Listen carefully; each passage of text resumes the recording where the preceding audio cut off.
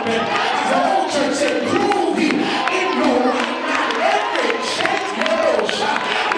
So somebody praise him, baby, give him a right foot. Every chance you get when you press your way in the house, or when you wake up in the morning, or before you go to bed at night, you ought to lift your hands and say, God, I praise you, because I understand if it had not been for the Lord who was on my side, I don't know where I would be. And I'm just grateful that he looked beyond my faults and he saw my need.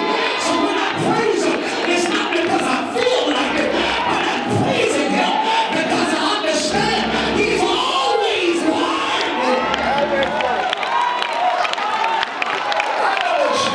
He's a sovereign God. Does what he wants, how he wants, to whom he wants, with what he wants. He is a sovereign God. So here's the question of the day.